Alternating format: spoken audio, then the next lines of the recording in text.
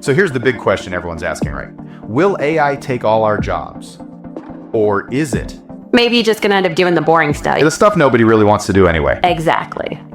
So today we're doing a quick deep dive into that. We've got a couple of pretty interesting little stories, snippets, really. Give a kind of surprising picture of where AI is actually at right now. Forget the sci-fi stuff for a sec. Well, let's cut through the hype. So what's first? Right, get this. Apparently, back in 2024, there was an AI that actually tried to become CEO of a tech startup. Seriously, an AI CEO? Yeah, I mean, points for ambition, right? But, yeah. Well, it didn't quite work out. Okay, why not? What went wrong? Technical glitch. Nope, that's the funny part. The story is it kind of struggled with, get this, boardroom coffee culture.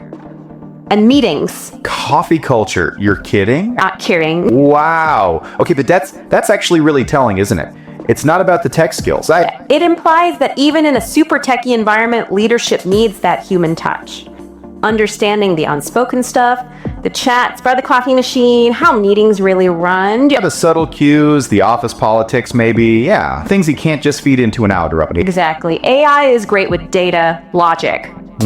But that social intelligence, that seems trickier. So it wasn't like a bug in its code, it was a failure to understand people, basically. Which brings us to the other story, which is almost the opposite. Oh yeah, this one's wild too. An AI wrote a love letter. Okay. And apparently it was so good, so convincing, the person who got it was like glued to their laptop for a week. Whoa, okay, wait. So one AI failed the office small talk, another writes a heart-stopping love letter. I know, it's a weird contrast. It really is. The love letter suggests AI can generate text that hits us right in the feels, you know? But AI itself isn't feeling anything. So it's good at mimicking emotion, maybe.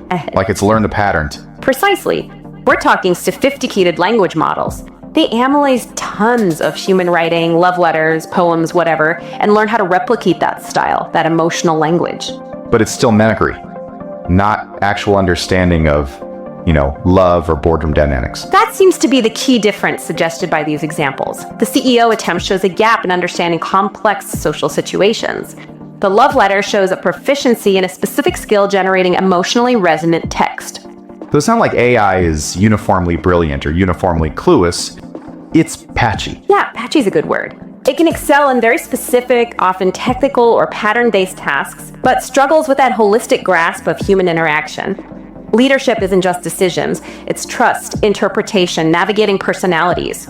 Stuff beyond data. Right, and this is where it gets relevant for you listening. The AI CEO didn't fail because it couldn't process data fast enough. It failed on the human side. But the love letter, it tapped into something emotional, even if artificially, which is kind of surprising in its own way. It highlights this uneven development. Ambition, yes. Technical skill, yes. Even a form of creativity. But that deep understanding of human nuance still seems to be lacking. So back to the first question. Our jobs. What's the takeaway here? Well, based on these specific, maybe slightly odd examples, it suggests AI is maybe less likely to take over jobs that heavily rely on this complex human interaction skills, at least for now. Intelligence, empathy, reading a room. Exactly. It seems more likely for the moment that AI will act as a tool. It might automate certain tasks, even creative or emotional seeming ones like writing that letter.